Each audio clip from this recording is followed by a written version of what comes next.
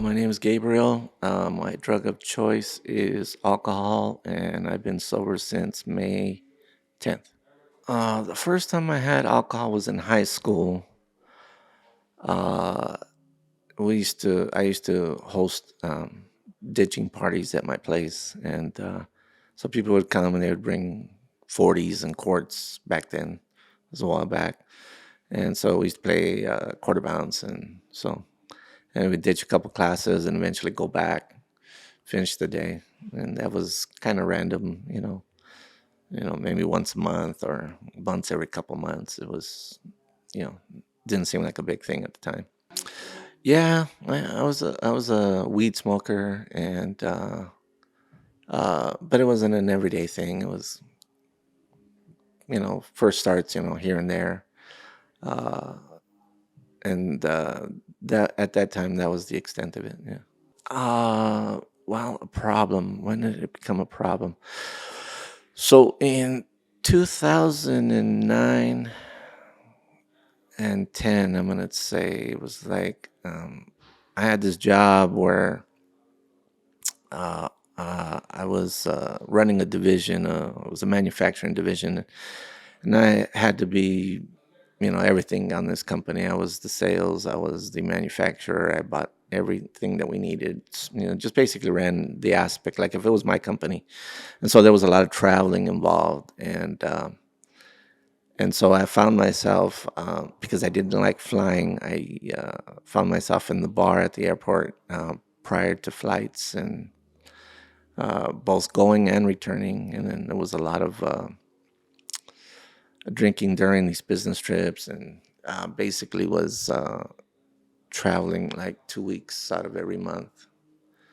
So I could see how I think my overall insecurity, with the drinking helped me cope. Um, I know at some time and point in time it did start to seep into my job.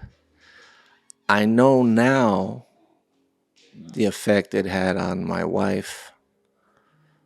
Um, and so I at that point in time,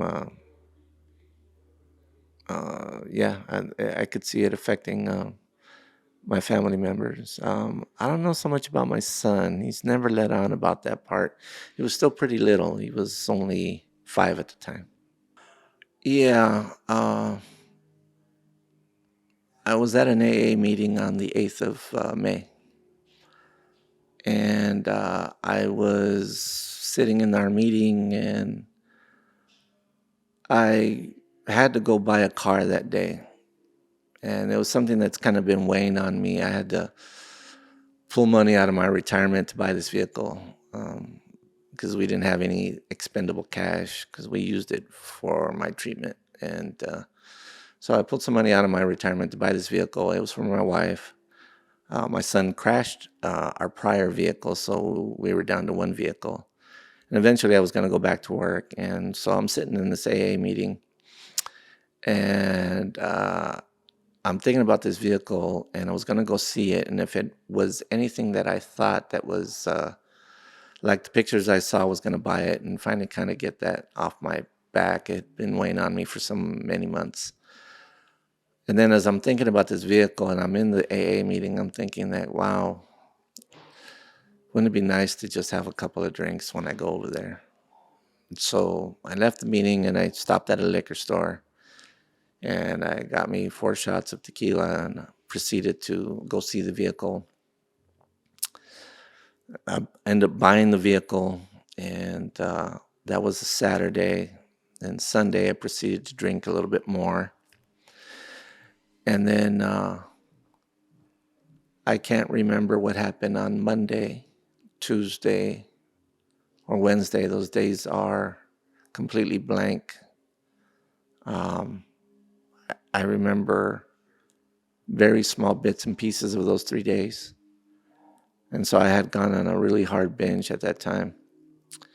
On Wednesday, I remember waking up at the emergency room at our hospital and having my wife stand over me with her arms crossed, giving me that look like, I can't believe you did this again. After all that you went through, all the treatment, all the detox, and you're right back where you started. That look.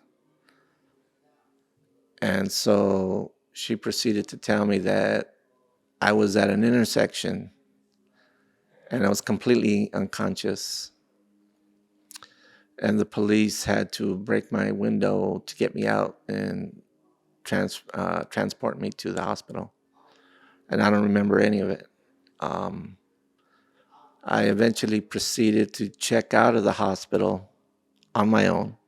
I literally pulled all the tubes and connections off of me and walked out against their advice. Uh, I caught up to my wife who was leaving and jumped in the car. She took me home. And we eventually got into a fight that turned into an altercation. So, what ended up happening is I ended up getting arrested for domestic violence. Uh, I went to jail for 13 days in county.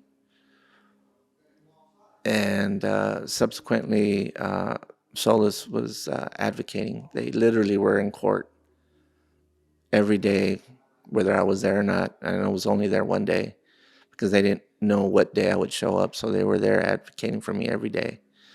So eventually they got a minute order to release me into their remand. It was remanded to Solis, which I was very grateful for. And I wanted that. But the scary thing about it was I come to find out later after I was released and was able to talk to my sister that the hospital said I blew a .402, which if anybody knows that a .32 would kill a normal human being, and I was 100 points higher than that, almost. And the fact that I was at an intersection in a car completely unconscious and can't remember it, and that I didn't kill anybody, kill myself, but the alcohol consumption alone should have killed me, and it didn't.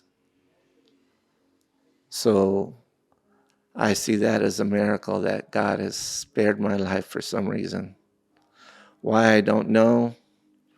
I am completely grateful for to have another opportunity to sober up, and I just can't believe I'm actually sitting here. So that was an eye opener. I think if anything has ever gotten my attention in my life about sobriety and alcoholism was this.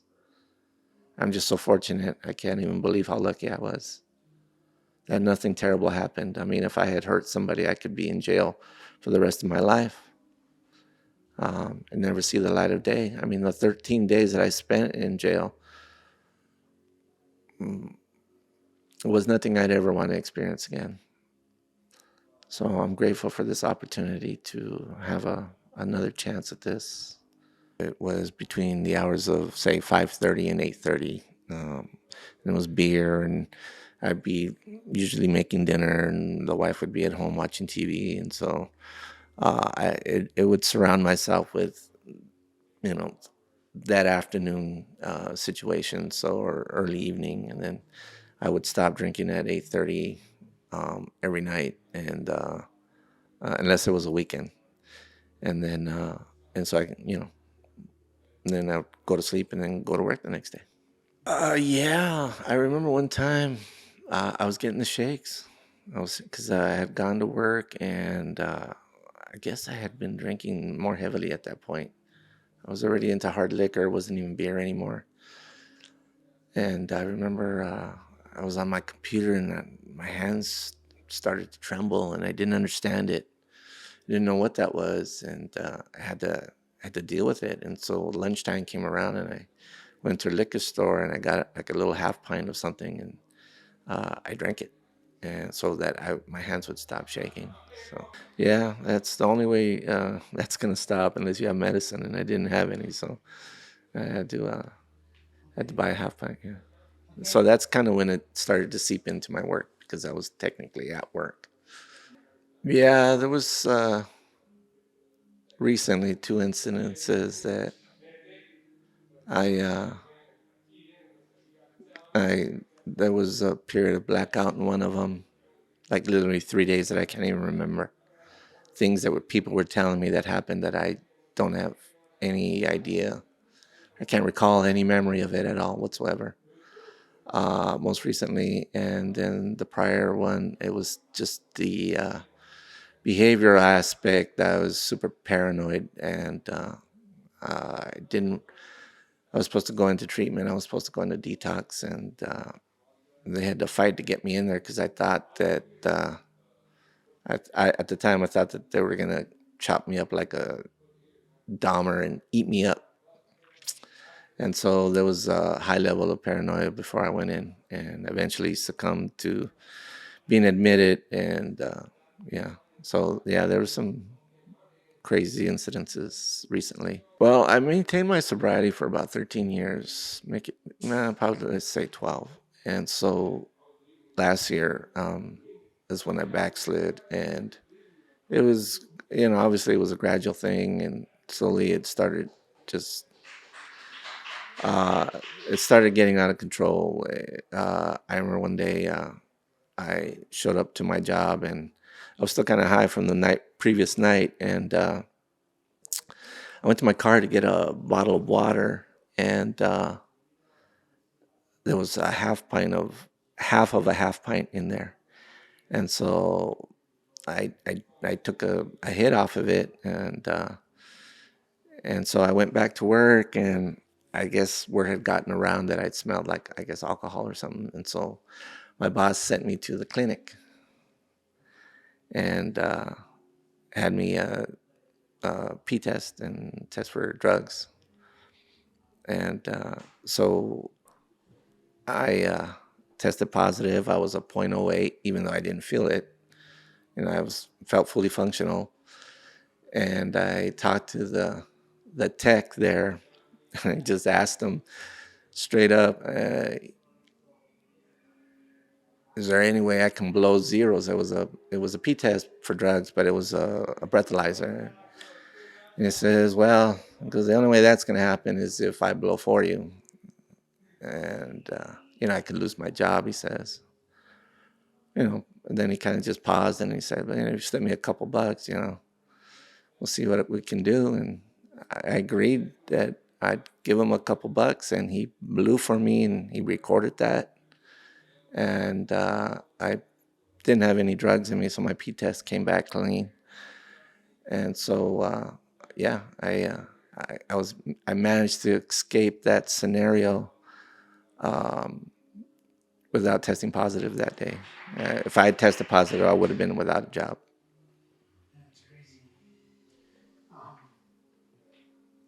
okay, and then okay, so you're here now. You're doing good. So you've been here for how long now? May 22nd, so probably close to 3 weeks, maybe. I mean, I know you said you started in January, but okay, you're about there. So you've been in it for a while. So if there's someone watching right now and they're thinking about getting help, or they're a functioning addict and they think they can make it through it and that they'll be fine. What advice would you give them, or just some words of encouragement, anything like that, to that person watching? Well, there are good places out there that can help you if you feel that you need the help. It is a decision that I wish I made a long time ago.